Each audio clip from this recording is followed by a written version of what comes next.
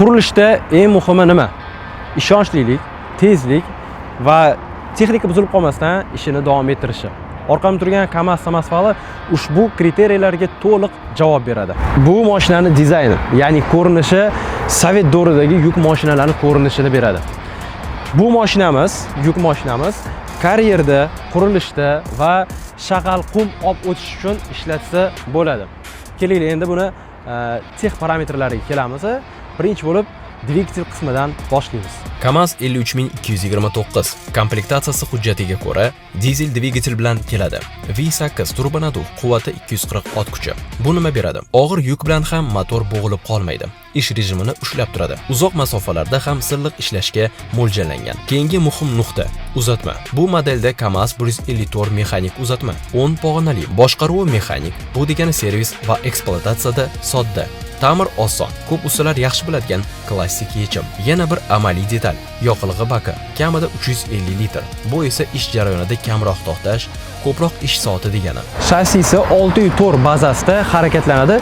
Keling, endi ushbu shassi va kuzov haqida gaplashamiz. G'ildirak formulasi 604. Texnik jihatdan ruxsat etilgan maksimal massa 25 tonna.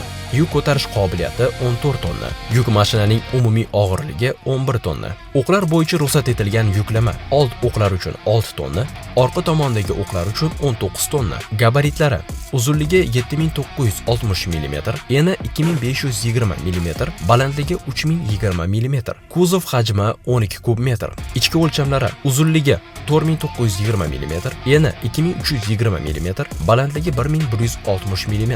Endi fishkalari: half pipe shakl yukni tez tushirishga yordam beradi. Chunki yarim dumaloq ichki konturda material kamroq yopishib qoladi. Metal qalinligi esa og'ir sharoitlar uchun mo'ljallangan. Pastki qismi 6 mm, yon devorlari 5 mm, oldi devori 6 mm, orqa borti 6 mm. Orqa bortda avtomatik blokirovka va qulfni ochish mexanizmi bor. Bu ham tezlik va xavfsizlikka yordam beradi. Kuzovda yana kabinani himoya qiluvchi kozirok, xavfsizlik tirgagi, yon tomondan narvon. G'ildirak haqida ham aytib o'taman. Bu yerda teleskopik gidrotsilindr, pnevmatik boshqaruv klapanlari, shlanglar hamda maksimal ko'tarilganda bosimni sirkulyatsiyaga o'tkazib yuboradigan cheklov klapanlari bor. Bu tizimni asrash uchun mo'ljallangan. Endi samospalimizni kabina qismiga kelamiz. Bu yerda ana pult orqali ochilmaydi, mana bunaqa kalit orqali. Hozir mana ochilgan, bosib ochiladi. Eshigini qaranglar. Bu yerda ruchnoy oynani ko'tarib tushirasiz va undan keyin eng qizig'i, mana bu yerda Moskvich, oldin Jigulida bo'lgandek oynasi bor.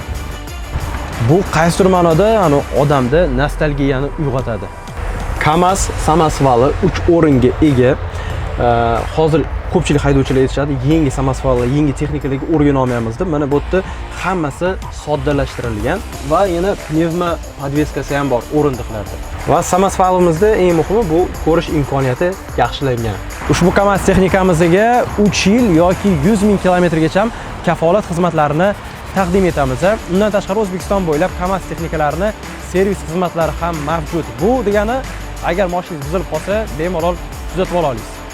Obzorimiz o'z yakuniga yetmoqda. Sizga yoqqan bo'lsa, juda ham xursandmiz. Bizning kanalimizga obuna bo'lib qo'ying. Undan tashqari boshqa maxsus texnika, yuk mashina, yarim tirkamalarini ham obzorini qilamiz. Agar ushbu texnikani to'liq usullarini bilmoqchi bo'lsangiz, narxini bilmoqchi bo'lsangiz, pastda raqamlar yozib qoldirganmiz yoki kommentariyada KAMAZ so'zini yozib qoldirsangiz, sizga narxini yozib jo'natib yuboramiz. Hammaga rahmat, salomat bo'ling.